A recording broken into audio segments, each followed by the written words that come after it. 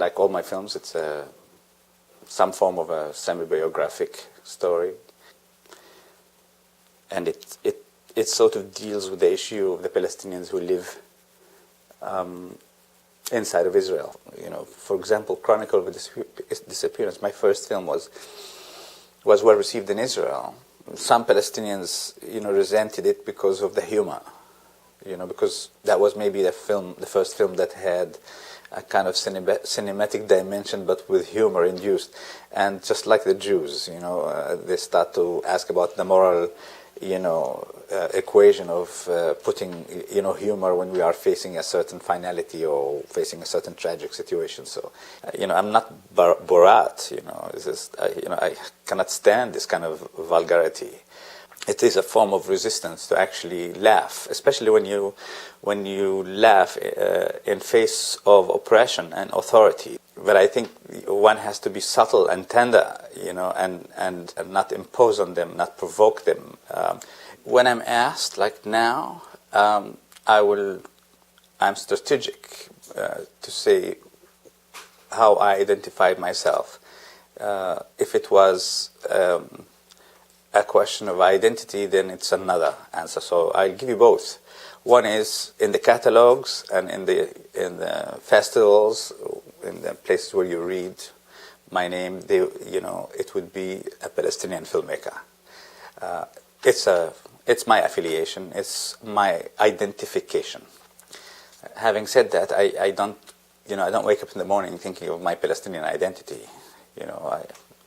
I don't think I actually surround myself with that question at all. I don't believe in identities. I don't think we can ever pinpoint any influence except for saying, if a page draws you by a writer,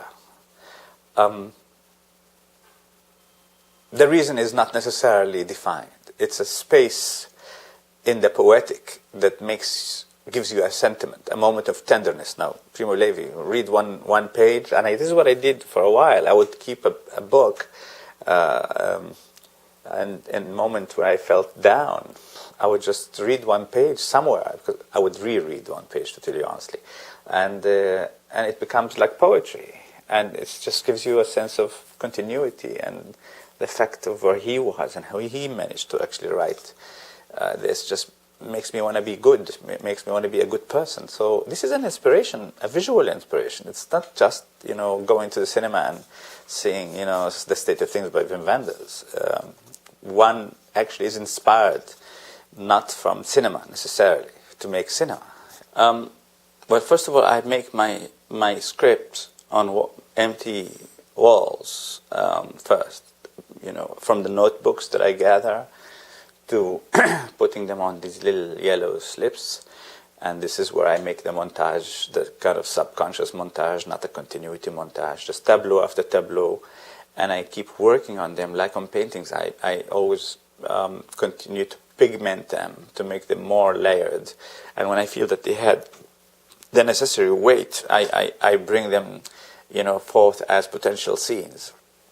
And then the script, I start to technically turn it into script, not in the classical script of dialogue, but with very precise descriptions, because I use a lot of choreography in my films. And so for me, it's a lot of side notes of how the characters, 3 or 4, and how many steps they have to step, and I try to visualize that, For me, that is the most crucial, is the animation inside the frame.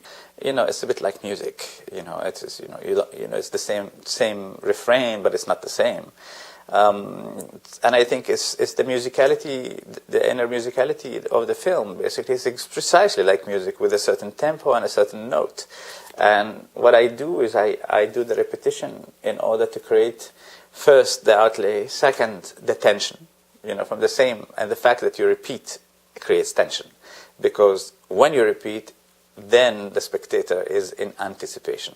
He knows that this repetition was not for nothing. We're going to have to wait for something to happen. And then your real challenge is to create that punchline that is so unpredictable to the same spectator that said, okay, something's going to happen. So you're going to delay a little bit his expectation. So you're always going to catch him by surprise. And when you do that, and it's funny, of course, it's the same result. They will laugh, and at the same time, this laughter is not free. It's a laughter with the poetic dimension. So it creates a pleasure.